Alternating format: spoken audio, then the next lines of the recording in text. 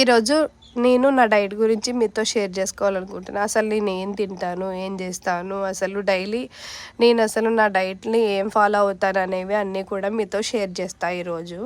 Every day కూడా నేను మార్నింగే 7:00కి లేస్తా. అంతకుముందయితే నేను లేవలేను. ఎందుకంటే నైట్ పడుకోవడం చాలా లేట్ అవుతుంది మా పిల్లలతో 12 అయిపోతుంది. సో అందుకని నేనేం చేస్తానంటే మార్నింగ్ లేవగానే నేనైతే ఫ్రెష్ అప్ అయిపోతా. ఫ్రెష్ అప్ అయిపోగానే పిల్లల్ని స్కూల్కి పంపించేసి నేను నా జర్నీ అనేది ఇప్పటి నుంచి స్టార్ట్ అవుతుంది. ఆఫ్టర్ 8:30 ఫస్ట్ లేవగానే నా వెయిట్ అనేది చెక్ చేసుకుంటా. తర్వాత నేను తీసుకుని న్యూట్రిషన్ ఫుడ్ తీసుకుంటా, షేక్ విత్ ఫ్రెష్ తీసుకుంటా. అయిపోతుంది. అయిపోయిన తర్వాత ఏం చేస్తానంటే 11:00కి ఫుడ్ ప్రిపరేషన్ అనమాట. ఏం చేయాలనేది ఆలోచిస్తా ఎవ్రీ డే కూడా. తర్వాత 11 తర్వాత కొంచెం వంటకి ముందే ఒక గ్లాసు చియా సీడ్స్ అయితే తాగుతా. ఒక స్పూన్ నానబెట్టుకుని ఉంచుకుంటా. 9:00కి ఒక 2 అవర్స్ అయితే నానతాయి కదా, సరే అని లంచ్ చేసే బిఫోర్ 15 మినిట్స్ క్యారెట్ కీరా కూడా నేను సలాడ్ కింద తీసుకుంటా.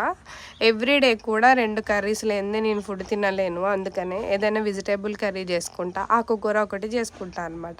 వెజిటేబుల్స్ ఎందుకంటే మనము తీసుకునే ఫుడ్లో కార్బోహైడ్రేట్స్ తక్కువ తీసుకోవాలన్నమాట. నేను డైలీ అన్నం తక్కువ తింటా, వెజిటేబుల్స్ ఎక్కువ తీసుకుంటా. అందుకనే ఆకుకూర అంటే చాలా ఇష్టం, అందుకనే ఎక్కువ చేసుకుంటా.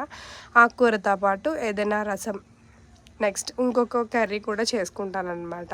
మా ఇంట్లో ప్రతిరోజు కూడా ఏది ఉన్నా లేకపోయినా ఒక కూర, పప్పు, చారు అనేది కామన్. మా ఇంట్లో గడ్డ పెరుగు కూడా ఉంటుంది.